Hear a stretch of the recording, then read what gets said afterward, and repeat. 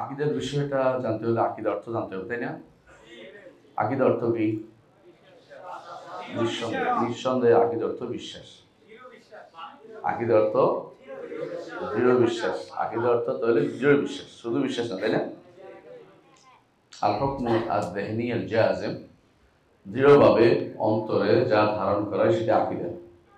সেটা ইসলামী আকিদা হতে পারে, অন-ইসলামী আকিদা হতে পারে। প্রত্যেকটি মানুষই অন্তরে কিছু না কিছু ধারণ করে থাকে। এমনকি যে মনে করে যে আকিদা বলতে কোনো কিছু নাই, এটাও একটা ধারণ করা জিনিস, তাই না?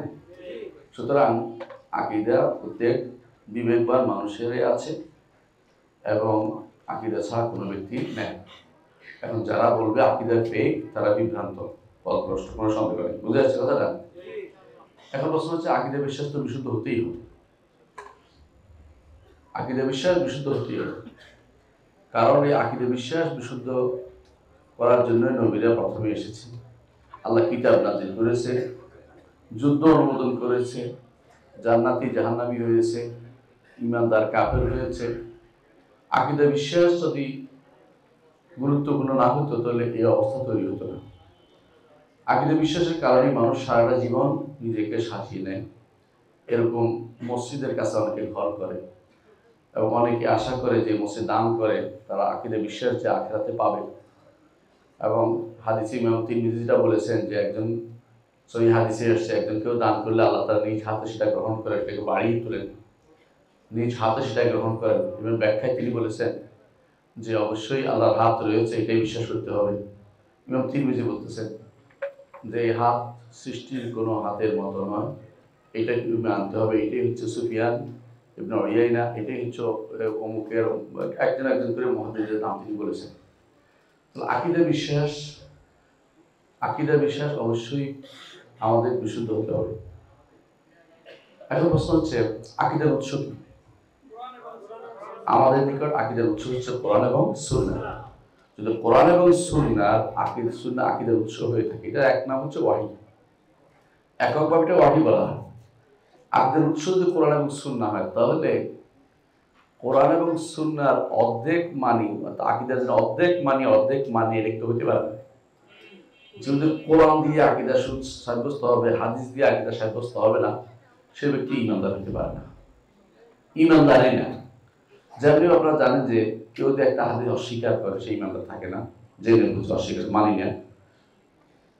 আর ভুল করলে, না করলে এটা ইমানদার থাকে, কিন্তু অস্বীকার করলে কাফের হয়ে যায়। কথা পার্থক্য বোঝেন কিনা? একজন মানুষ তার কাছে সুন্নাহটা মনে হচ্ছে সুন্নাহ, এই জন্য আমল করতেছে না, এটা সমস্যা নেই, কিন্তু সুন্নাহটা এটা কেন রাসূল বললো এটা মানবো না, এটা বললে কিন্তু কাফের হয়ে যাবে, ইমানদার থাকবে না। আল্লাহ তাআলা কোরআনে কারীম বলেছেন, ফালা রাব্বিকা লা ইউমিনুনা হাত্তা ইউহাক্কিমুকা ফীমা শাজারা বাইনাহুম সুম্মা লা ইয়াজিদু ফি আনফুসিহিম হারাজান মিম্মা কাদাইতা ওয়া ইউসাল্লিমু তাসলিমা। তারা ইমানদার হতে পারবে না যতক্ষণ পর্যন্ত আপনার হাত্তা ইউহাক্কিমুকা ফীমা শাজারা বাইনাহুম, তাদের মধ্যে যে সমস্ত বিষয়ে বিবাদ হবে সেগুলোতে আপনাকে তারা ফয়সালাকারী না মানবে। তিনি হচ্ছেন মুহাম্মদ রাসূলুল্লাহ সাল্লাল্লাহু আলাইহি ওয়াসাল্লাম। তিনি কি দিয়ে বিচার করবেন, কি দিয়ে সমাধান দিবেন?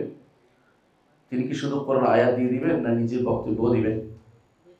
নিজের বক্তব্য তো দিবেন। সুতরাং তার বক্তব্য যদি কেউ না মানে, তাহলে সে কিন্তু ইমানদার হতে পারে নাই। এটা কোরআনের ভাষ্য দিয়ে সাব্যস্ত হয়ে গেল। আমি এটা বুঝতে পারছি, দলের নিচে দিলাম।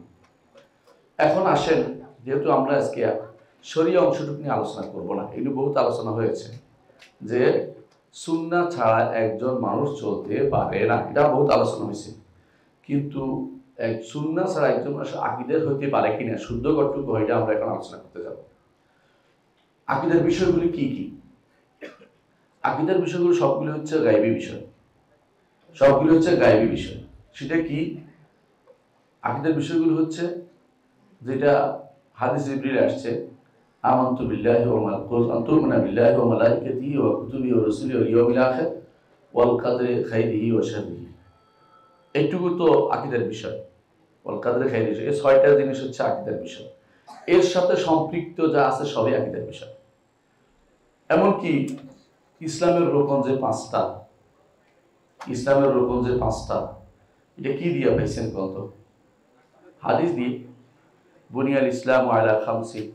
এখন যদি বলেন আপনি, এটা তো এই যে এই ইসলামের রোকন যে 5টা, এটা কি শরিয়া না আকীদা? এটা আকীদা, কারণ এটা সংবাদ দিচ্ছে রাসূল, বুঝলেন তো? সংবাদগুলি সব আকীদা। যেহেতু সংবাদ দিচ্ছে, হ্যাঁ সলাত হচ্ছে শরীয়ত, কিন্তু সলাতে যে সংবাদ দিচ্ছেন এটা আকীদা, 5টি রকমের সংবাদ দিচ্ছেন আল্লাহ তাআলা, আল্লাহ রাসূল সাল্লাল্লাহু আলাইহি ওয়াসাল্লাম। এখন যদি কেউ বলে আমি হাদিস মানি না, তাহলে কিন্তু আকীদা তার সলাত হইল না, সলাত যাকাত সওম কিছুই মানা হচ্ছে না। তাহলে একজন মানুষ বোঝা দরকার কোন জায়গায় ভুলটা করছে। মৌলিকভাবে উমুরুল আকীদা, আকীদার মৌলিক বিষয় হচ্ছে আল্লাহ তাআলার নাম, কর্ম, গুণ, আল্লাহ তাআলার সত্তা, আল্লাহর নাম, আল্লাহর কর্ম, আল্লাহর গুণ এবং আল্লাহর অধিকার, এইগুলি নিয়ে যে কথাগুলি হয় এগুলি হচ্ছে আকীদা। কথা বুঝতে পারছি? এখন এগুলি যদি কোনো ধরেন একজন মানুষ বলে যে এগুলিতে সে কোরআন মানবে, হাদিস মানবে না, তাহলে কিন্তু সে কিছুই করতে পারবে না। আপনি বুঝতে পারছেন কিনা এগুলো আপনি ব্যাখ্যা করবেন ইনশাআল্লাহ, সামনে আসতেছে। এখন আমরা একটা জিনিস আলোচনা করতে চাই, সেটা হচ্ছে কোরআনের সাথে সুন্নাহর সম্পর্কটা কি। কোরআনের সাথে সুন্নাহর সম্পর্ক 3 প্রকার। এক প্রকার হচ্ছে কোরআন যা বলেছে সুন্নাহ তা বলেছে। যেমন কোরআন বলেছে আকিমুস সালাত, বলছে না?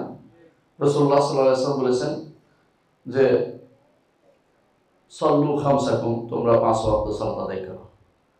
তো রাসূলুল্লাহ সাল্লাল্লাহু আলাইহি ওয়াসাল্লামও একই কথাই বলেছেন, কিন্তু পার্থক্য একটু বেশিও বলেছেন, 5 ওয়াক্তের কথা বলেছেন, একসাথে 5 ওয়াক্তের কথা বলেছেন। তাহলে বোঝা গেল যে আকীদা সুন্নাহ হচ্ছে কখনো কখনো কোরআন যা বলে তা বলেছে, আবার কখনো কখনো সুন্নাহ দিয়ে কোরআন যা বলা হয়েছে কোরআনের সংক্ষিপ্ত বিষয়টাকে সুন্নাহ কি করেছে, বিস্তারিত বর্ণনা করেছে। যেমন কোরআন বলেছে সালাত আর সুন্নাহ বলেছে 5 ওয়াক্ত সালাত। আমি ইয়ার দিকে যাচ্ছি না, ওই শরীয়তের দিকে যাচ্ছি না, আমি শুধু আকীদার কথাটাই বলতেছি। 5 ওয়াক্ত সালাত আদায় করতে হবে, এটা কি শরীয়ত না আকীদা? এটা আকীদার বিষয়। সালাত কেমনে আদায় করবেন, কি করবেন, সেটা হচ্ছে শরীয়ত। কথা বুঝলেন?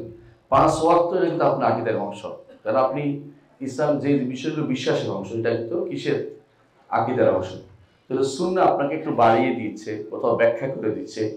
তাহলে সুন্নাহর আরেকটা পর্যায়ে হচ্ছে কোরআনও আসে নাই, হাদিসেও আসে নাই, কোরআনে আসে নাই কিন্তু সুন্নাহ বাড়তি জানিয়ে দিচ্ছে। যেমন হাউদের মাসালা, হাশরের মাঠে রাসূলুল্লাহ সাল্লাল্লাহু আলাইহি ওয়াসাল্লাম একটা হাউদ হবে, তাই না? প্রত্যেক নবীরই কিন্তু হাউদ হবে। হাউস বলেন আপনারা, হাউদ আর কি দোয়া। তো হাউদ যেটাই বলেন, হাশরের মাঠে একটা হাউদ হবে। রাসূল বলেছেন হাউদের বিস্তারিত বর্ণনা তিনি দিয়েছেন। এখন যদি এই যে পুরো হাউদ হওয়া, হাউদের বর্ণনা জিনিসটা পুরোটাই কিন্তু আকীদা রিলেটেড, তাই না? এখন আপনি হাদিস যদি না মানেন, আপনি কিন্তু আকীদাটা সাব্যস্ত করতে পারবেন না, কোনোদিন পারবেন না। কবর আযাবের মাসালা ধরেন, কবর মাসালা পুরো বিস্তারিত বর্ণনা। হ্যাঁ, প্রথমে কোরআন আসছে যে কোরআনে কারীম বলছে আন্নার ইউরাদুনা আলাইহা গুদুওয়ান ওয়া আশিয়া ওয়া ইয়াওমা তাকুমুস সাআতু আদখিলু আলা ফিরআউনা আশাদাল আযাব। আন্নার ইউরাদুনা আলাইহা, সকাল বিকাল ইয়াদের উপর, ফেরাউন গোষ্ঠীর উপরে, তাদেরকে জাহান্নামে আগুনে নেওয়া হয়, তাদেরকে দগ্ধ করানো হয়, তাদেরকে শাস্তি দেওয়া হচ্ছে। আর যেদিন কিয়ামত হবে সেদিন তাদেরকে আরো কঠিন শাস্তি দেওয়া হবে। তাহলে আর যেদিন মানে কি, এখন সেটা দেওয়া হচ্ছে কবর আযাব। এখান থেকে আলাদা নিয়েছেন কবর আযাবের কথা, কোরআনে কারিমে আছে। কিন্তু বিস্তারিত কবর আযাব কার হবে, কি হবে, এটা আপনি কোথায় পাবেন? হাদিসের মাধ্যমে। আবার ধরেন কবরের ফিতনার মাসালা, কবরে 3টা প্রশ্ন করা হবে, মান রাব্বুকা ওয়া মা দীনুকা ওয়া মান নাবিয়ুকা। এটা কি কোনো কোরআনে কারিমে আছে? না। এটা কোথায় আছে? হাদিসে আছে। তাহলে হাদিস যদি আপনি না মানেন, তাহলে আপনি কোরআনে কারিম, তাহলে আপনি আকীদা কিন্তু ধারণ করতে পারতেছেন না, আপনি আকীদা ধারণ করার কোনো সুযোগ আসতেছে না। তাহলে 3 অবস্থা হতে পারে কোরআনের সাথে হাদিস। একটা হলো সমানে সমান, কোরআন যা বলেছে হাদিস তা বলেছে। একটা হলো কোরআন যা বলেছে হাদিস তার ব্যাখ্যা করেছে। আরেকটা হলো কোরআন যা বলেছে, কোরআন যা বলে না, কিন্তু হাদিস অতিরিক্ত ইস্তিকলাল আলাদাভাবে কিছু বিধান আমাদের জন্য বলে দিয়েছে যে এইটা হবে, এটা হবে। যেমন ধরেন কালতরা যে আটকে যাবে, পৌঁছাত পার হওয়ার পরে একটা জায়গাতে আটকে যাবে, মোমেনরা আটকে যাবে, সেখানে তাদেরকে পরস্পর যতক্ষণ পর্যন্ত পরস্পরের মধ্যে যে হিংসা বিদ্বেষ না আছে, এটা কমপ্লিট শেষ না করে যাবে তখন জান্নাতে দেওয়া হবে। এটার বর্ণনা কোথায় আছে? হাদিসে আছে, এটা কিন্তু কোরআনে নাই। এখন কেউ যদি বলে এটা মানি না, সে কিন্তু আর কি মানলো না? হাদিস মানলো না, অর্থাৎ আকীদা শুদ্ধ করতে পারলো না, তার আকীদা শুদ্ধ ঠিক হলো না। তাহলে হাদিসটা এত বেশি জরুরি আপনার জন্য যে খুঁটিনাটি বিষয় জানার জন্য আপনি কোরআন মানবেন, কোনো সন্দেহ 100% মানার কথাই বলতেছি। কোরআন মানতে গেলেই আপনার হাদিসটা দরকার হয়ে যাবে, কোরআন মানার কথা হাদিসটা দরকার হবে। ইমাম আউজাঈ রাহমাতুল্লাহ আলাইহি জন্য বলেছেন, তিনি একটা বাণী বলেছেন মনে রাখার মতো। তিনি বলেছেন আল কিতাবু আহওয়াজু ইলা সুন্নাতি মিনাস সুন্নাতি ইলাল কিতাব। কথা বুঝেন না? এটার অর্থ হচ্ছে এটা যে কোরআন কারীম বরং সুন্নাহর প্রতি বেশি মুহতাজ, সুন্নাহ কোরআনের প্রতি মুহতাজ না। কথা বুঝতে পারছি কেন? কোরআন কারীমের ব্যাখ্যাটা যদি রাসূল না দিতেন আপনি কিন্তু বিপদে পড়ে যেতেন। এক একজন এক এক রকমের সালাত আদায় করতো, এক একজন এক এক রকমের কি করতো, বিশ্বাস করতো জান্নাতের, এক একজন এক এক রকমের কথা বিশ্বাস করতো জাহান্নামে। আযাব জাহান্নামকে বলতে উর্দুবা থেকে মিষ্টি অনুবাদ করে দিত, কিন্তু রাসূলুল্লাহ সাল্লাল্লাহু আলাইহি ওয়াসাল্লাম হাদিস দিয়ে সেটা বিস্তারিত ব্যাখ্যা করার কারণে মানুষের অন্তত বুঝে আসছে। কোরআনের হাদিস দিয়ে কোরআনের ব্যাখ্যার প্রয়োজন হচ্ছে, কোরআনের ব্যাখ্যার জন্য হাদিসের প্রয়োজন, কিন্তু হাদিস তো নিজেই ব্যাখ্যা, সেহেতু এখানে কোরআনের আর অতিরিক্ত প্রয়োজন হচ্ছে। নিজের ব্যাখ্যা দিতে গেলে কোরআন লাগতেছে না, কিন্তু কোরআনের জন্য হাদিসের ব্যাখ্যা লাগছেই। এই জন্য আল্লাহ তাআলা তার নবীকে এই জন্য পাঠিয়েছেন যে তার আল্লাহর বাণীর যেন ব্যাখ্যা করে দেন, আল্লাহর বাণীর যেন ব্যাখ্যা তিনি করে দেন। সুতরাং কেউ যদি বলে, আবার বলছি খেয়াল করেন, কেউ যদি বলে যে তিনি আকীদার ক্ষেত্রে কোরআন নিবেন হাদিস নিবেন না, তাহলে 3টি পথভ্রষ্টতা তিনি রচনা করছেন। 3টি পথভ্রষ্টতা। 1 নম্বর হচ্ছে তিনি এর মাধ্যমে আল্লাহর কোরআনের বিকৃতি ঘটাবেন। বিকৃতি কিভাবে ঘটাবেন একটু উদাহরণ দিই। যেমন এখন বর্তমানে মুরাদ বিন আমজাদ নামে একজন বের হয়েছে, নাম ধরেই বললাম কেন, জানা সাবধান করার জন্য। উনি বলতেছেন, আমি নিজে শুনতেছি, বলতেছে সৌদি আরবে দেখছি ইত্তেসাল অর্থ হলো সংযোগ স্থাপন করা, টেলিফোন করা, আলোচনা করা। ওয়াজারাতুল ইত্তেসাল আছে, হ্যাঁ, একজন মানে যেটা টেলিযোগাযোগ মন্ত্রণালয়। এর অর্থ হচ্ছে সলাৎ যেহেতু ইত্তেসাল থেকে, সেহেতু সংযোগ স্থাপন করাই হচ্ছে সলাৎ। কি করছে? সলাতের কি করছে? এটা বিকৃতি সাধন করছে। কথা বুঝতে পারছি? কারণ সে রাসূলুল্লাহ সাল্লাল্লাহু আলাইহি ওয়াসাল্লাম যেভাবে বলছেন সল্লু কামা রাআইতুমুনি উসাল্লি, এটা যদি মানে তাহলে হাদিস মানতে হয় তাকে। খেয়াল করছেন? হাদিস না মানার জন্য বিকৃতির পদ্ধতি অবলম্বন করেছে। সুতরাং 1 নম্বর যে ভুলটি করে, যে পথভ্রষ্টতা রচনা, তা হচ্ছে বিকৃতির পথে যাবে। 2 নম্বর তাফসীরহু বিআহওয়াইন নাস, কোরআনের ব্যাখ্যা করবে মানুষের প্রবৃত্তি দিয়ে। যত ব্যাখ্যা সে যদি জিজ্ঞাসা করেন যে আপনি যে এটা করলেন কিসের ভিত্তিতে করলেন, বলবো যে আমরা কমিটি মিলে সিদ্ধান্ত নিয়েছি। ওই কমিটি কারা? মানুষের প্রবৃত্তি ছাড়া কিছুই না। এই জন্য আমাদের এক উস্তাদ বলছিলেন, বলছে আমি এদেরকে দেখেছি, এদের মধ্যে সবচেয়ে বেশি প্রবৃত্তি পূজারী আলাদা নিয়ে তার নাই। এরা রসুলের কথা শুনলে নিবে না, নিজেদের মধ্যে সিদ্ধান্ত নিয়ে একটা নিতে রাজি আছে, রসুলের কথা নিতে রাজি নেই। এরা হলে প্রবৃত্তি পূজারী। 2 নম্বর পথভ্রষ্টতা, প্রবৃত্তি পূজারী হবে। 3 নম্বর হচ্ছে ধীরে ধীরে তার দিন থেকে বেরিয়ে যাবে। অপেক্ষা করুন, হয়তো 1 প্রজন্ম শয়তানি করে চলতে পারবে, 2য় প্রজন্ম আর দিনের উপর নাই। তারা দেখবে যে দিনের উপর থাকতেছে না, কারণ তারা হাদিস না মানে দিনের উপর থাকার কোনো সুযোগ নেই। কারণ তারা কোরআনের চারপর মানবে না, কারণ হাদিস না মানে তাহলে কোরআন মানতে সে পারবে না কোনোভাবেই। এই জন্য হাদিস যখন মানবে না, তখন ধীরে ধীরে দিন থেকে দূরে সরে যাবে। এই 3টি পথভ্রষ্টতা রচনা তারা করবে। এই জন্য একটা ঘটনা বলি। ইমরান ইবনে হুসাইন রাদিয়াল্লাহু আনহু, তিনি একদিন বসা ছিলেন, এমন সময় এক লোক তার সাথীদের নিয়ে বসা ছিলেন। এমন সময় এক লোক এসে বললেন যে আপনি লা তুহাদ্দিসনা ইল্লা বিল কোরআন, আপনি আমাদের কোরআন ছাড়া কোনো অন্য হাদিস বলবেন না, কোরআন দিয়ে শুধুমাত্র আলোচনা করবেন। তিনি বলছেন আমার কাছে আসো, উদনু, আমার কাছে তাকে নিয়ে আসো, ফাদানা, তার কাছে নিয়ে আসো। বললেন যে আচ্ছা, তোমাকে এবং তোমার সাথীদের এখন যারা আছে এদেরকে যদি বলা হয় যে কোরআন দিলাম তোমাদেরকে, খুঁজে বের করো আসরের সালাত 4 রাকাত, যোহরের সালাত 4 রাকাত, মাগরিবের সালাত 3 রাকাত, এবং 2টাতে পড়তে হবে, 2টাতে পড়তে হবে না, এটা কোথেকে বের করে দাও তুমি কোরআন থেকে। তারপর তিনি বলেন যে আচ্ছা, তারপর আরো বলতেছি, যদি তোমাকে দায়িত্ব দেওয়া তোমার সাথীদেরকে যে কোরআনের মধ্যে প্রত্যেক 7 বার তওয়াফ করতে হবে, সাফা মারওয়া কয়বার দৌড়াতে হবে, এটা তুমি বের করে দাও। যদি এটা বের করতে না পারো তাহলে তুমি তো পথভ্রষ্ট, তুমি তো আসলে পথভ্রষ্ট, তুমি তো আহমক ছাড়া কিছুই না। তারপর তিনি বললেন যে হে জাতি, আমার জাতি, খুঁজু আন্না, আমাদের থেকে তোমরা হাদিস হিসেবে নাও। যদি তোমরা আমাদের থেকে হাদিস গ্রহণ না করো, ওয়াল্লাহি লা তাদুল্লানা, তোমরা অবশ্যই পথভ্রষ্ট হয়ে যাবে। এর অর্থ হচ্ছে যে এটা ইমাম আজুরি রাহমাতুল্লাহ আলাইহি অনেকে বর্ণনা করেছেন, আমি শুধু কয়েকটা সনদ উল্লেখ করতে চাচ্ছি না। হাদিস সনদ শুদ্ধ ইমরান ইবনে হুসাইন রাদিয়াল্লাহু আনহু থেকে। এর হচ্ছে সাহাবায়ে কেরামের মধ্যে যখন এইটা কিন্তু মক্কা মদিনার অভ্যাস ছিল না, এটা যখন তারা বাইরে গেছে ইরাকে, তখন তাদের কাছে এরকম প্রশ্ন নিয়ে আসতে কেউ কেউ যে কোরআন যথেষ্ট তাহলে। কিন্তু এটা সাহাবায়ে কেরাম কি শুধু কোরআন পড়াতেন না, বরং তারা হাদিসই পড়াতেন। এক একজন হাদিসের জন্য, একটা হাদিসের জন্য কতদিন, 1 মাসের সফর করছেন। সফর করে যে কোরআনের আয়াত শুনেছেন না, হাদিসটা কি বলে আমি এই হাদিসটা শুনেছি, তুমি কি শিওর বলে আমি এটা শুনেছি। আবার রেকাবিতে পা রেখে আবার মদিনায় চলে এসেছেন, একটা হাদিসের জন্য তা সফর করেছেন। রসুল যে দোয়া করেছেন না দরুল্লাহ ইমরান সামিআ মাকালাতি, ওই ব্যক্তির চেহারাকে আল্লাহ সুপ্রজ্জ্বল করে দেন যে আমার একটা কথা শুনেছে, তারপর মুখস্থ করেছে, তারপর অন্যের কাছে পৌঁছে দিয়েছে। এটা কি জন্য পৌঁছে দিয়েছে বলেন? এটা যদি কোনো আমল দরকার না হতো, কি জন্য তারা এই কাজটা করেছে? তাহলে বোঝা যাচ্ছে যে এরা যে সমস্ত কথাগুলি বলে এগুলি হচ্ছে শুধুমাত্র মুখের কথা, তাদের অন্তরে না কোরআনের প্রতি মহব্বত আছে, না হাদিসের প্রতি মহব্বত আছে, না কোরআন মানতেও বুঝে, না হাদিস মানতেও বুঝে। প্রবৃত্তির অনুসারী, বিকৃতি নীতির অনুসরণ তারা করে যাচ্ছে। আমি কয়েকটি কারণে হাদিস আপনাকে মানতে হবে, আকীদার ক্ষেত্রে হাদিস মানতে হবে। 1 নম্বর কারণ হচ্ছে কোরআন, হাদিস হচ্ছে ওয়াহী। হাদিস কি? ওয়াহী। আল্লাহ তাআলা বলছেন কি, ওমা ইয়ানতিকু আনিল হাওয়া ইন হুয়া ইল্লা ওয়াহয়ুহা। অর্থ করার দরকার নেই, আমরা বুঝে নিতে আলহামদুলিল্লাহ। আল্লাহ তাআলা আরো বলেছেন ওমা আতাকুম রাসূলু ফাখুযু ওমা নাহাকুম আনহু ফান্তাহু। রাসূল যা দিয়েছেন সেটাই নাও। কিন্তু আল্লাহ বলছেন রাসূলকে মানতে, সুতরাং রাসূলকে মানতে হবে আপনাকে। আল্লাহ তাআলা আরো বলেছেন ইন্না নাহনু নাযালনা যিকরা ওয়া ইন্না লাহু লাহাফিজুন। এই জিকির কোরআন এবং সুন্নাহ উভয়টাকে শামিল করে। প্রমাণ হচ্ছে ওয়া আনজালনা ইলাইকা যিকরা লিতুবাইয়িনা লিন-নাসি মা নুজিলা ইলাইহিম। যা নাজিল করা হয়েছে এটা বর্ণনার নাম দিয়েছে আল্লাহ তাআলা নিজেই বলছেন আপনাকে জিকির নাজিল করা হয়েছে। এই জিকিরটা কি? এই জিকিরটা হচ্ছে হাদিস।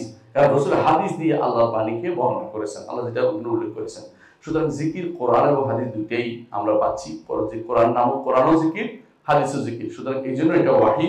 ওয়াহী ছাড়া কিছু না। আর ওয়াহী যেহেতু হয়, আমরা আগেও বলেছি যে কোরআন আকীদার উৎস হচ্ছে ওয়াহী, আর ওয়াহী হচ্ছে কোরআন সুন্নাহ। এই জন্য আমাদেরকে আকীদাকে, সুন্নাহকে অবশ্যই আকীদার উৎস হিসেবে মেনে নিতেই হবে এবং সেটাই সেই হিসেবে আমল করতে হবে। দ্বিতীয় যে কারণে আমাদেরকে সুন্নাহ দিয়ে আকীদাকে আমরা মানতে হবে, সুন্নাহ দিয়ে আকীদা গ্রহণ করতে হবে, সেটা হচ্ছে আল্লাহ তাআলা কোরআনে কারিমে আমাদেরকে নির্দেশ দিয়েছেন যে রাসূলকে সব কিছুতে মানতে বলেছেন। কোনো কিছু ইস্তিসনা করেন না, ভাগ করেন নাই যে তোমরা এই শরিয়া হলে মানিও, আকীদা হলে মানিও না, এমন কথা কিন্তু বলে নাই। বরং সব কিছুতে বলেছেন, বরং সব কিছুতে, ফি কুল্লি শাই, সব কিছুতে, ছোট বড় সব কিছুতে।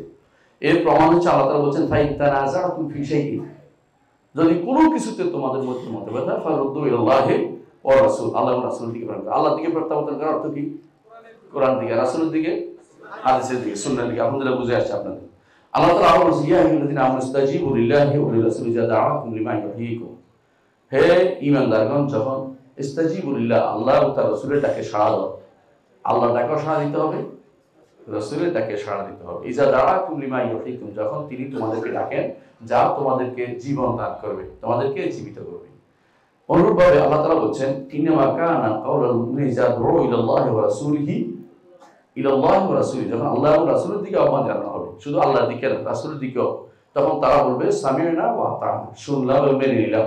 বলে নাই যে না আল্লাহরটা শুনবো আপনারটা শুনবো না, এমন কথা তারা কোনোদিন বলেনি। আল্লাহ তাআলা আরো বলেছেন লাকাদ কানা লাকুম ফি রাসূলিল্লাহি উসওয়াতুন হাসানাহ। ওসওয়া কাকে বলে? ওসওয়া হলো কদওয়া। কদওয়া কাকে বলে? অনুসরণযোগ্য ব্যক্তিত্ব। রাসূলের ব্যক্তিত্বকে আল্লাহ অনুসরণযোগ্য বানিয়ে দিয়েছেন। তো রাসূলের ব্যক্তিত্ব কি শুধু কোরআন বর্ণনার জন্য? কোরআন বর্ণনার জন্য ব্যক্তিত্বের দরকার হচ্ছে না। রাসূলের কথা, কাজ, অনুমোদন সবই তো সুন্নাহ। এবং এইটাকে যদি কোনো কেউ বলে যে না নিব না, আমি কোরআন নিব, তাহলে রাসূলকে ওসওয়া বানানোর কোনো দরকার কি হয়? তার তো দরকার হয় না। সুতরাং রাসূলুল্লাহ প্রত্যেক নবীকে আল্লাহ তাআলা এই জন্য পাঠিয়েছেন। আল্লাহ বলেছেন ওয়া মা আরসালনা মির রাসূলিন ইল্লা লিইউতা বিইজনিল্লাহ। যখনই রাসূল পাঠিয়েছি উদ্দেশ্য হচ্ছে যেন তার আনুগত্য করা হয়। সুতরাং কোরআনের আকীদার দিক থেকে তাকে আনুগত্য করতে হবে, শরীয়তের দিক থেকেও তাকে আনুগত্য করে চলতে হবে। এখানে ভাগ করার কোনো কারণ নাই। তৃতীয় যে কারণে আপনাকে রাসূলের আনুগত্য করতেই হবে আকীদার ব্যাপারে এবং শরীয়তের উভয় ব্যাপারে, সেটা হচ্ছে রাসূল নিজে বলেছেন আলা ইন্নী উতিতুল কোরআন ওয়া মিসলু মা, আমাকে কোরআন দেওয়া হয়েছে এবং কোরআনের মতো আরেকটা জিনিস কি হাদিস দেওয়া হয়েছে। আচ্ছা, আরো বলেছেন কুল্লু উম্মতি ইয়াদখুলুল জান্নাতা ইল্লা মান ইয়াদখুলুল জান্নাতা ইল্লা মান আবা, আমার প্রত্যেকটি উম্মত জান্নাত প্রবেশ করবে, তবে যে অস্বীকার করবে। কি লমান ইয়াবা, কি অস্বীকার করলো, বলে যে ব্যক্তি আমার আনুগত্য করলো সে আমার জান্নাতে প্রবেশ করলো, যে আমার আনুগত্য করলো না অবাধ্য হলো সে জাহান্নামে, সে আমাকে অস্বীকার করলো। তো রাসূলকে অস্বীকার করা হয়ে যায় যেখানে, সুতরাং আকীদা এবং শরীয়ত ভাগ না করে আমাকে সুন্নতের ক্ষেত্রে সবটাই মেনে চলতে হবে। তারপরে দেখুন রাসূলুল্লাহ সাল্লাল্লাহু আলাইহি ওয়াসাল্লাম বলেছেন লা আলফায়ান্না আহাদাকুম, ওই একটা হাদিস আছে, তিনি বলছেন আমি যেন তোমাদের কাউকে দেখতে না পাই যে তোমরা খাটের উপর বসে খুব আরামদায়ক অবস্থায় আছো। যেমন আমাদের বেশিরভাগ মানুষ আরামদায়ক থাকলে, সুখে থাকলে কয়টা মানুষের সুখে থাকলে কিছু কিলে জানি, যাক আমি নাম বলতে চাচ্ছি না, বুদ্ধ তো আসলে নাই এই জন্য বলিনি, জিরে কিলে বলে। তো মানুষের আরামে বেশি থাকলে তখন কি করে তারা, তখন তারা আরাম বেশি থাকার কারণে তারা হাদিস অস্বীকার করতে বেশি করে। এই লোকগুলো যারা হাদিস অস্বীকার দেখবেন সবচেয়ে বেশি আরামদায়ক। এই রাসূলের শব্দটা এরকমই যে তোমাদের কেউ কেউ খাটের উপর বসে একেবারে আরামের পা দুলে বলে বসে এরপর বলবে যে যা কোরআন পাইছি তা নিয়েছি, হাদিস নিব না, কারণ সে যে অন্যায়গুলি বন্ধ করতেছে এগুলি হাদিস মিলে করতে পারবে না, এই জন্য সে হাদিস আর মানবে না। এই অবস্থা এখন বর্তমানে বাংলাদেশের বেশিরভাগ লোকদের মধ্যে বিরাজ করতেছে। বিশেষ করে সেনাবাহিনী বলেন বা নৌবাহিনী বলেন, বিমান বাহিনী বলেন, মুসলিমদের প্রচুর পরিমাণে হাদিস অস্বীকারী ঢুকছে এবং দেখা যাচ্ছে সচিবদের মধ্যে এদের মধ্যে হাদিস অস্বীকারী প্রচুর পরিমাণে আছে। কারণ তারা যে এই জগতের মধ্যে বর্তমান সময়ে সবচেয়ে বেশি অর্থ ভোগ করে, চুরি করে, চামারি করে, এদের অধিকাংশই, সব না, কিছু তো মাসে ভালো হয়তো, তো কেস থেকে বাঁচা যাবে বলছি আর কি, আমার সবাইকে বলছি, সত্য কিছু আছে। এই চোরগুলির কারণে এরা কিন্তু চুরি করার কারণে বেশি পয়সা হয়ে গেছে, হাদিস মানতে চায়। হাদিস মানলে তো অনেক কিছু তাদের বাদ দিতে হবে, অনেক কিছুকে ছাড় দিতে হবে, এটা মানতে রাজি নিতে হবে। রাসূলুল্লাহ সাল্লাল্লাহু আলাইহি ওয়াসাল্লাম সর্বশেষ রাসূলুল্লাহ সাল্লাল্লাহু বলছেন মৃত্যুর আগে, তারাকতু ফীকুম আমরাইনি মা ইন তামাসসাকতুম বিহিমা লাম তাদুল্লু বাদি কিতাবুল্লাহ সুন্নাহ। রাসূল ভাগ করেন নাই যে আমি শরীয়তে হলে আমার কথা শুনিও, হ্যাঁ, আকীদা হলে আমার কথা মানিও না, এমন কথা রাসূল কোনোদিন বলেন নাই। তাহলে এগুলি হচ্ছে এদের ভাগ করা, এগুলো তাদের অন্তরের হাওয়া প্রবৃত্তির ধারণা ছাড়া কিছুর প্রবৃত্তির মাধ্যমে তারা এটা ভাগ করে নিয়েছে। 4 নম্বর যে কথাটি বলতে চাই, আমি শেষ করবো ইনশাআল্লাহ, লম্বা করবো না। 4 নম্বর যে কথাটি বলতে চাই সেটা হচ্ছে যে কোনো ব্যক্তি শুধু কোরআন দিয়ে আমল করতে পারবে না, তাকে অবশ্যই যদি সুন্নাত দিয়ে আমল না করে কোনো কিছুতে আমল নয়, একটা আকীদাও ঠিক রাখতে পারবে না। আমি কয়েকটা উদাহরণ দেবো। 1 নম্বর হচ্ছে রাসূলুল্লাহ সাল্লাল্লাহু আলাইহি ওয়াসাল্লাম কি দাওয়াত দিতেন? আপনারা বলেন, দাওয়াত দিতেন তো? বাজারে যে কিছু বলতেন না, দাওয়াত দিচ্ছি অথবা কোরআন তেলাওয়াত করে চলে আসতেন না, মুখে কিছু বলতেন, যেটা বলতেন ওইটাই তো হাদিস, ওইটাই তো সুন্নাত, আকীদার বিষয়। কি বলতেন তিনি? আইয়ুহান নাস কুলু লা ইলাহা ইল্লাল্লাহ তুফলিহু, হে মানুষেরা বলো লা ইলাহা ইল্লাল্লাহ, সফলকাম হতে পারবে। এই বর্ণনাটা যদি কোনো অস্বীকার করে তো রাসূলুল্লাহ সাল্লাল্লাহু আলাইহি ওয়াসাল্লাম দাওয়াত দিছে? নাউযুবিল্লাহ। কথা বুঝেন কিনা? এখন যদি কেউ বলে আমি খবর ওয়াহিদ মানি না, হাদিস মানতাম না আকীদার ক্ষেত্রে, তাহলে এই ব্যক্তি এটা কি হবে? রাসূল তো ধরে দাওয়াত দেন না। রাসূল কি করেছেন? যাই দাঁড়িয়েছেন আর কোরআন শরীফ পড়ছেন, শুধু কোরআন তেলাওয়াত করছেন, এই তো, আর কিচ্ছু করেন নাই। রাসূল এই কাজ কোনোদিন করেন নাই। এই কাজ কি দুনিয়ার কেউ পাগল বলবে? রাসূলুল্লাহ সাল্লাল্লাহু আলাইহি ওয়াসাল্লাম তিনি গ্রামে যেখানে যাইতেন সেখানে দাওয়াত দিচ্ছেন না? তায়েফে গেছেন না?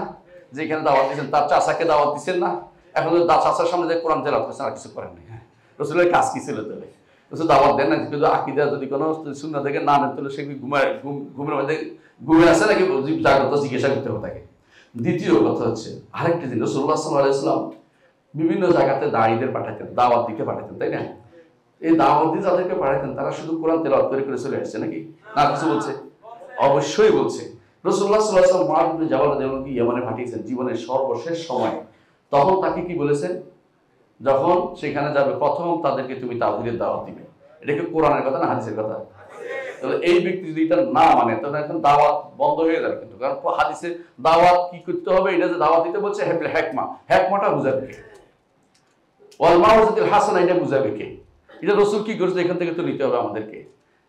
ওয়াজাদিলুম বিল্লাতি আহসান, এটা কিভাবে করতে হবে? রাসূল যেভাবে করে সেভাবে করতে হবে। তাহলে এখন আপনি কোরআনের ব্যাখ্যা যদি কোনো হাদিস থেকে আপনি না নেন, নিজের মন মতো ব্যাখ্যা করেন এবং কোরআনের ব্যাখ্যা যদি সাহাবায়ে কেরাম থেকে না নেন, যদি নিজের মন মতো ব্যাখ্যা করেন, তাহলে আপনি কিন্তু আকীদা ধারণ করতে পারবেন না, কোনোভাবেই এটা সম্ভব না। আরেকটু বলি, রাসূলুল্লাহ সাল্লাল্লাহু আলাইহি ওয়াসাল্লাম বিভিন্ন জায়গাতে বড় বড় রাজা বাদশাদের কাছে চিঠি পাঠাইছে, তাই না? চিঠি পাঠানোর সময় তো কোরআন, শুধু কোরআন পাঠাইছে না, আয়াত আর কিছু লিখে পাঠাইছে? কোরআন আয়াত একটা লিখে পাঠাই দিয়েছেন, আর কিছু করেন নাই। এই বাকিগুলো যে লিখছে ওইটা কি হাদিস না কোরআন? তাহলে হাদিস যদি কেউ অস্বীকার করে, দাওয়াতটা কেমনে দিয়েছে, কেমনে ওদেরকে আকীদার দাওয়াত দিয়েছে, কেমনে তিনি বলছেন আসলিম তাসলাম, বলছেন না ইসলাম গ্রহণ করতে, এটা কোরআন আয়াত না হাদিস? তাহলে এরা যে বলে যে হাদিস যদি না মানে কোনো ব্যক্তি, যে আকীদা কেমনে প্রচার করবে? এই জন্য আকীদা হচ্ছে মূল জিনিস। আকীদাটা সাব্যস্ত করতে হলে কোরআন লাগবে, হাদিসও লাগবে। হাদিস ছাড়া কোনোভাবেই সম্ভব না। আমি যে এখন দাওয়াত দিচ্ছি আপনাদেরকে, মানুষ দাওয়াত দিবে একে অপরকে, দাওয়াতের ক্ষেত্রে যদি কোনো হাদিস যদি কোনো ব্যবহার না করে, সে ব্যক্তি কিন্তু কোনোভাবেই দাওয়াতের পক্ষে যেতে পারবে না, দাওয়াত দিতে পারবে না। আমি কয়েকটা উদাহরণ দিব, এরপরে একেবারে নাম ধরে বুঝাই বলতেছি। আপনারা কিয়ামতের আলামত তো পড়ছেন, তাই না? জানেন অনেকেই। কিয়ামতের আলামত কি কি কোরআন দিয়ে সব সাব্যস্ত? কয়েকটা মাত্র হাতে গোনা, এর বাইরে বাকিগুলি কি হাদিস কি। এখন যদি আপনি বলেন যে আমি শুধু কোরআন দিয়েই শুধুমাত্র নেব, তাহলে হাদিসগুলি অস্বীকার করতে হয়, তাই না? তাহলে বোঝা গেল যে ব্যক্তি বলবে যে আমি কোরআন মানি, হাদিস মানি না আকীদার ক্ষেত্রে, সে ব্যক্তি কিন্তু আকীদা কোনোদিনই তার শুদ্ধ হবে না, এবং সে ব্যক্তি পথভ্রষ্ট হবে, এমনকি কাফের হয়ে যায়। কারণ আপনারা জানেন যে রাসূলের একটা হাদিস জানছেন আপনি, শিওর এটা রাসূলের হাদিস, তারপরে যদি অস্বীকার করে কি হবে? কাফের হয়ে যাবে। অনুরূপভাবে কিয়ামতের মাঠের বিস্তারিত বর্ণনা, কিয়ামতের মাঠের বিস্তারিত বর্ণনা কি কোরআনে কারিম বিস্তারিত বলছে? শুধু বলছে ফি ইয়াউমিন কানা মিকদারুহু আলফা সানাতিন মিম্মা তাউদ্দুন, অথবা বলছে 50 আলফা সানা ফাসবির সাবরান জামিলা ইন্নাহু ইয়ারাউনাহু বাঈদা ওয়া নারাহু করিবা।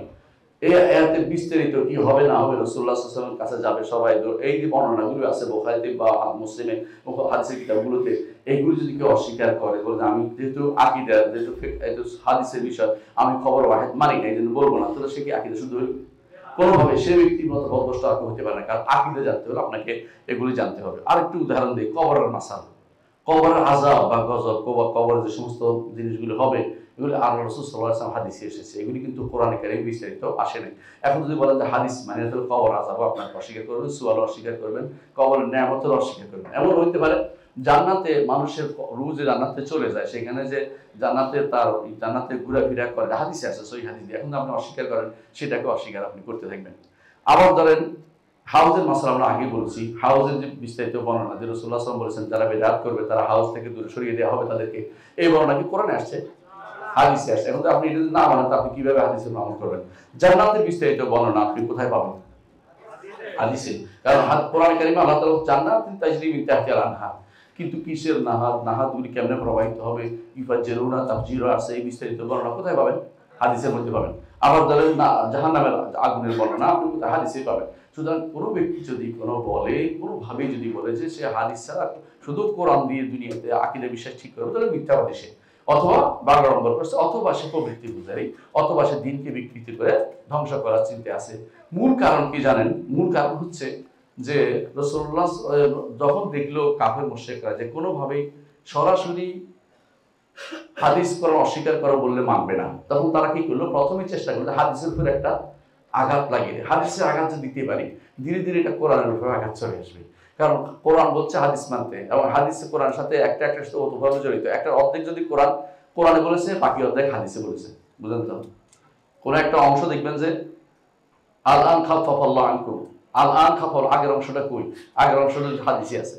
কোরআন অনেক জায়গাতে এরকম আছে, অর্ধেক আল্লাহ কোরআন বলছেন, অর্ধেক রাসূলুল্লাহ সাল্লাল্লাহু আলাইহি ওয়াসাল্লাম হাদিসে বলেছে। এরপর আল্লাহ তাআলা বাকিটা, আপনি যদি কোরআন হাদিস নাম দুইটা একসাথে না করেন তো আপনি বিপদে পড়ে যাবেন। এই জন্য একসাথে ইমাম শাফিঈ রাহমাতুল্লাহ আলাইহি এই জন্য নাসির সুন্নাহ বলা হয়, কারণ তিনি দুইটাকে একসাথে বলেছেন, আল কোরআন ও সুন্নাহ। অন্যরা বলছে আল কোরআন ও সুন্নাহ, এটা হ্যাঁ তারতিব দেওয়ার জন্য বলছে, কিন্তু মৌলিকভাবে কোরআন ও সুন্নাহ সমানে সমানে চলবে, সমান তালে চলবে। দাওয়া এর ক্ষেত্রে কোরআন এবং সহিহ সুন্নাহ সমান তালে চলবে, কিসের ক্ষেত্রে? আকীদা এবং শরীয়তের ক্ষেত্রে। এখানে কোনো তারতম্য করার কোনো সুযোগ নাই, এটা আমাদের মনে রাখতে হবে। এখন আমরা কয়েকটা জিনিস আলোচনা করতে চাই যে যেখানে যেখানে বিরোধ কেন হয়েছে বা কোথায় বিরোধ হয়েছে। যারা বিরোধিতা করে তারা প্রথমে বিরোধিতা করলো যে আমরা একদল বললো যে আমরা কোরআন মানি, হাদিস মানি, তখন দেখছি যে কোনো আমল করা যায় না। এদের মধ্যে এক শ্রেণী আছে ইচ্ছা করে শয়তানি করার জন্য বলছে, মানে দিনকে নষ্ট করার জন্য বলছে, এরা তো এই কাজে খুশি, অসুবিধা কি, নষ্ট হলে আমার কি, এরা একদল আছে। আরেক দল বলে যে কোরআন মানি, তবে এর সাথে হাদিসের মতওয়াতেরও মানি। আসলে মতওয়াতের ভাগটা কেন আসছে জানেন? মতওয়াতের ভাগটা পরবর্তীতে আসছে বোঝানোর জন্য। সাহাবায়ে কেরাম মতওয়াতের এবং আহাদ দিয়ে চিন্তা করতো না। চিন্তা করলে রাসূলুল্লাহ সাল্লাল্লাহু আলাইহি ওয়াসাল্লাম একজনকে পাঠাতেন না রোম সম্রাটের কাছে, এক গোষ্ঠী পাঠাতেন যে 25-30 জন যাও, 100 জন যাও, নইলে তো উনি ঈমান আনবে না, কারণ একজনের কথা উনি মানবে কি করে, ঠিক না? এগুলো মতওয়াতের ভেজাল নিয়ে ওরা সাহাবায়ে কেরাম মধ্যে কোনোদিন ছিল না। সাহাবায়ে কেরাম মধ্যে একজন যায় বলছে যে রাসূল কিবলা পরিবর্তন হয়ে গেছে, সবাই কিবলা ঘুরে গেছে। বলে নাই যে তোমার কথা শুনলাম না, 25 জন এসে বললে তবে শুনবো, এটা বলে নাই, কারণ তাদের কাছে এটা কোনো বিষয় ছিল না। একজন সাহাবী বিশ্বস্ততা হচ্ছে বড় কথা। বিশ্বস্ততা হচ্ছে বড় কথা, এই নিয়ে তারা ছিল। তো বিশ্বস্ততা যখন এসে যাবে সেটা আমল করতে হবে। বিশ্বস্ততা কখন আসে? যখন বিশুদ্ধ হয়, সনদ যদি বিশুদ্ধ হয়ে যায় আর মতন যদি প্রমাণিত হয়ে যায় তখন সেটাকে অবশ্যই বিশুদ্ধ হাদিস হিসেবে নিতে হবে। এই জন্য উম্মতের মধ্যে ইজমা প্রায় হয়ে গেছে, প্রায় ইজমা যে বুখারী মুসলিম হাদিসগুলো সবগুলি গ্রহণযোগ্য। অনুরূপভাবে সহিহ হাদিস যারা মুহাদ্দিসিনরা সহিহ বলেছেন, এই সহিহ তরিকাটা মুহাদ্দিসিনের পরীক্ষিত। স্বর্ণকার যেভাবে স্বর্ণ চিনতে পারে, মুহাদ্দিসিনরা হাদিস ধরলে বুঝতে পারে না হাদিস কি হাদিস না, হাদিস শুনলে বুঝতে পারে হাদিস কি হাদিস না, সনদ বললে বুঝতে পারে কতটুকু জাল করা হয়েছে। আপনার সেই ইমাম বুখারী রাহমাতুল্লাহ আলাইহি ইচ্ছা জানেন, তাকে হাদিস উল্টাপাল্টা করে সনদ উল্টাপাল্টা করে দেয়া হয়েছে, তিনি সবগুলি আবার সোজা করেছেন, তার ঠিক হয় না, অমুকে থেকে বর্ণনা করতে পারে না, কারণগুলো উল্লেখ করেছেন, কারণ তাদের চোখের সামনে ভাসতেছে কোন বর্ণনা থেকে বর্ণনা করে আসতে পারে, কোথায় জংশন হতে পারে, কোথায় স্টেশন হতে পারে, এটা তারা জানে। জংশন স্টেশন মুখস্থ আছে তাদের। এবং আপনারা জানেন যে হাদিসের ক্ষেত্রে কিছু জিনিস এখনো কিছু হাদিস আছে, আমি অনেক সময় আলোচনা করে দেখেছি যে যেগুলো দেখবেন যে এর বাইরে আপনি হাদিস খুঁজতে জানার ভুল করবেন। হাদিসের কিছু জংশন আছে, জংশন দিয়ে হাদিস যেতে হবে, সনদ দিয়ে হাদিস যেতে হবে, স্টেশন জংশন পার হয়ে আপনাকে ঠিক সাহাবায়ে কেরামের কাছে যেতে হবে। যদি বলেন যে আপনি হঠাৎ করে এখন বলে বসেন কল রাসূলুল্লাহ সাল্লাল্লাহু আলাইহি ওয়াসাল্লাম, তাহলে আর গ্রহণযোগ্য হবে না, কারণ জংশন যায় না, আপনার মাঝখানে কোনো স্টেশন নেই। ওরা বুঝতে পারে এটা, আপনি এটা বুঝতে পারেন না। কিন্তু এই গোষ্ঠীর চেয়ে আরেকটা গোষ্ঠী বের হলো, কি বললো? যে হাদিস মানি যেটা কোরআনের সাথে মিশে, কোরআনের সাথে মিললে নিব, কোরআনের সাথে না মিললে নিব না। কোরআনের সাথে কোনটা মিলে না? সবই সহিহ হাদিস কখনো কোরআন বিরোধী হয় না, সহিহ হাদিস কখনো কোরআন বিরোধী হয় না। যারা বলবে যে সহিহ হাদিস কোরআন বিরোধী হয় তারা মিথ্যাবাদী। এটা আমার কথা ইমাম শাফিঈ বলে গেছেন। তিনি বলছেন আমি কোনোদিন দেখি নাই, আমার কাছে তিনি চ্যালেঞ্জ দিয়ে গেছেন বহু আগে, যে কোরআন কোন সহিহ হাদিস কখনো কোরআন বিরোধী হইতে পারে না, কারণ দুইটাই একই জায়গা থেকে আসছে, দুইটাই ওয়াহী, সুতরাং দুইটার মধ্যে কোনো বিরোধিতা থাকতে পারে না। যদি কেউ বিরোধ দেখে তো দুইটা কারণ থাকতে পারে, একটা হচ্ছে তার বুঝের সমস্যা থাকতে পারে, আরেকটা হচ্ছে একটা আগে ছিল একটা পরে হচ্ছে, এরকম কিছু থাকতে পারে, নাসেখ মনসুখ থাকতে পারে। এই জন্য এরা অগ্রিম যায় বলে নাসেখ মনসুখ নাই, কারণ যাতে করে এটা বলতে না পারে কেউ, মানে কন্ট্রাডিক্টরি দেখানো তাদের একটা কাজ হয়ে যায়। ইমাম ইবনে কাইয়িম রাহমাতুল্লাহ আলাইহি জন্য বলেছেন দুইটা জিনিস বেদাতি চিনার দুইটা পদ্ধতি আছে। এক নম্বর হচ্ছে তারা সবসময় কন্ট্রাডিক্টরি দেখতে পাবে, বুঝলেন কিনা? অর্থাৎ মুতাশাবিহ কাছে মুহকাম নিয়ে যাবে, মুহকাম যেগুলো স্পষ্ট যেগুলো এগুলি দিয়ে এগুলিকে টেনে মুতাশাবিহের কাছে নিয়ে যাবে। ধরেন আল্লাহ তাআলার হাত আছে, এগুলি হাতকে টেনে নিয়ে কইবে যে না হাত নাকি কুদরত আছে, কোথাও কুদরত অনুবাদ আছে সেটাকে খুঁজে বের করে ওটাকে এটার উপর নিয়ে যাবে। আল্লাহ তাআলার চোখ আছে, কোথাও দেখবেন চোখ নাকি আল্লাহ তাআলা দেখেন এটা বলবে, বুঝাই দেবে, দেখেন কি দিয়ে বলবে না, মানে আল্লাহ চোখ কথাটা তারা বলবে না। আবার ধরেন আল্লাহ তাআলার পা আছে, এটা তারা স্বীকার করবে না, হাদিসে আছে বলে। এর জন্য যে ব্যক্তি হাদিসে থাকবে এগুলিকে অস্বীকার করে ইমান থাকবে, ইমান থাকবে না। তাহলে বোঝা যাচ্ছে যে এইগুলি তারা করে কেন? আল্লাহর উপর ইমানটা তাদের এই জন্য শুদ্ধ হয় না, কারণ যদি আল্লাহর নাম এবং নামগুলি মানে হাদিস কোরআন আছে, আবার হাদিসের নামগুলি মানবে না, আবার কোরআনের যে সমস্ত এই আল্লাহর সিফাতগুলি আসছে এগুলি অপব্যাখ্যা করবে, আর যেগুলি হাদিসে আছে এগুলি পুরোপুরি অস্বীকার করে যাবে। খেয়াল করেন জিনিসটা। আবার ধরেন আল্লাহর যে সমস্ত কর্ম আছে এগুলি একটা গোষ্ঠী আছে, কর্মগুলি মানুষের সৃষ্টি বলে দেবে, যেমন মুতাজিলারা বলেছে। তো এইভাবে দেখা যাচ্ছে যে এদের আল্লাহর অধিকারের ক্ষেত্রে তারা কি করবে, যে সমস্ত হাদিসে কবর পূজাকে শিরিক বলা হয়েছে, বলছে না যে কবরে জবাই করলে শিরিক হবে, এরা এগুলি বলে কবিরা গুনাহ শিরিক বলবে না, কারণ হাদিস তো মানে না। এখন তাদের মন মতো হাদিসের আয়াতের ব্যাখ্যা করবে। তাদের কাছে যতক্ষণ পর্যন্ত একজন মানুষ একেবারে পরিপূর্ণভাবে তার আমলি কোনো শিরিক না, ততক্ষণ পর্যন্ত আল্লাহ মনে না করবে কবরকে, ততক্ষণ পর্যন্ত কোনো শিরিক হবে না। অর্থাৎ চাওয়ার ক্ষেত্রে সে যদি মনে করে যে এই কবরওয়ালাকে চাইছি এই জন্য যে কারণ তার ক্ষমতা, সে আল্লাহর ক্ষমতা রাখে এই জন্য শুধুমাত্র শিরিক হবে, আর কোনো শিরিক হবে না, নাউযুবিল্লাহ। এই গোষ্ঠী এখন মাথা ছাড়া দিয়ে উঠেছে। হাতেম আল আউনি নামক এই ব্যক্তিরা কিন্তু এই পথের পথিক। হাতেম আল আউনি খুব আমাদের দেশে খুব খুশি হয়ে গেছে একজনে, কি যে একবারে পাংশা করে ফেলছে, কোমর ভাঙিয়ে ফেলছে, এই সমস্ত কথাবার্তা বলতেছে, যেগুলি সে বলেছে এগুলো চর্বিত চর্ম। এর আগেও ইবনে চাহবাল এগুলি বলেছে, অনুরূপভাবে এগুলি সুবুকি বলেছে, এগুলি রদ করেছে আমাদের ওলামারা, এগুলিকে রদ করে বহুত আগে ফিনিশ করে রাখছে। আরো সমস্যা হচ্ছে আমরা তো ওলামাদের রদ করার দরকার মনে করি নাই। ঠিক আবার যখন যত ফেতনা আসবে ফেতনার রদ তখন সেইগুলিকে আবার উত্থাপন করতে হয়, যে এগুলি এইটার রদ বহু আগে দেয়া হয়েছে।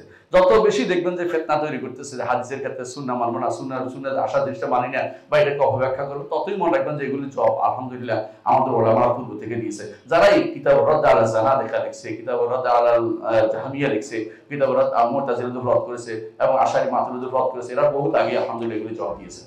আরেকটা জিনিস দেখেন, সুন্নাহই মূলত আকীদা। এখন আমি স্পষ্ট করে বলছি, এতক্ষণ যেটা বলা দরকার, সুন্নাহই মূলত আকীদা। সুন্নাহ কেন আকীদা? আপনি দেখবেন যে ইমামরা তারা কি করছে আকীদার বইয়ের নাম দিয়েছে সুন্নাহ। আকীদার বইয়ের নাম দিয়েছে সুন্নাহ। খেয়াল করেছেন জিনিসটা? কারণ তারা দিয়েছে কোরআনে কারীম তো আছে, কিন্তু আকীদার বইয়ের নাম তারা সুন্নাহ দিয়েছে। আস-সুন্নাহ লিল ইমাম আহমদ, আস-সুন্নাহ লিল আব্দুল্লাহ ইবনে আহমদ, আস-সুন্নাহ লিল ইবনে আবি আসিম, আস-সুন্নাহ লিল মারওয়াজি, আস-সুন্নাহ এভাবে বারবাহারি। এতে দেখবেন যে সুন্নাহ নামে যে সমস্ত গ্রন্থ সবগুলি আকীদার গ্রন্থ।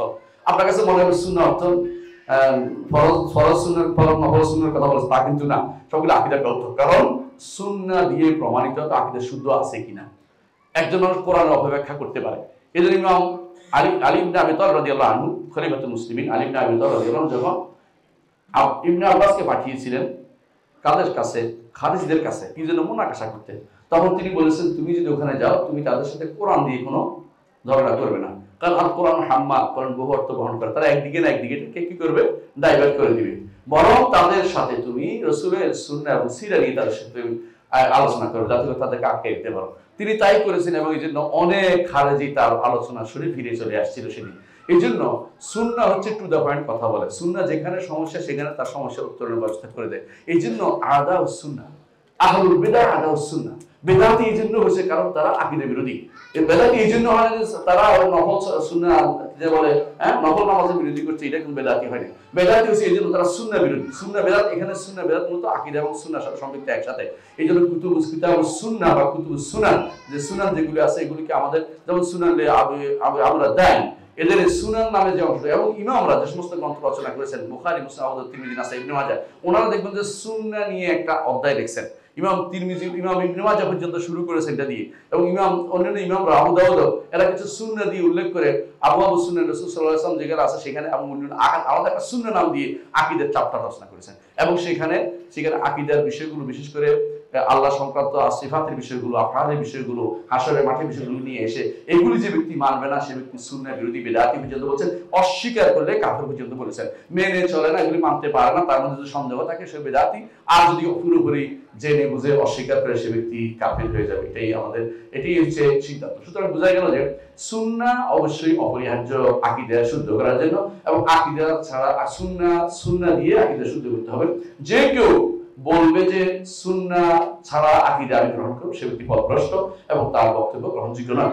আজ সেটা দেখা যাচ্ছে আমাদের মধ্যে, অধিকাংশই সুন্নাহর কথা বললে তাদের অনেকের আগুন ধরে যায়, অনেকের কাছে মনে কষ্ট আসে। কিন্তু কোরআন এবং সুন্নাহ দুইটা একভাবে মেনে নিতে হবে, এবং সুন্নাহ আমাদের জন্য অপরিহার্য, কারণ সুন্নাহই আকীদা এবং আকীদাই আমাদের জন্য সুন্নাহ হিসেবে প্রতিষ্ঠিত হয়েছে। আল্লাহ আমাদের তৌফিক দান করুন। সুবহানাকাল্লাহুম্মা ওয়া বিহামদিকা আশহাদু আল্লা ইলাহা ইল্লা আনতা আস্তাগফিরুকা ওয়া আতুবু ইলাইক। আসসালামু আলাইকুম ওয়া রাহমাতুল্লাহি ওয়া বারাকাতুহু।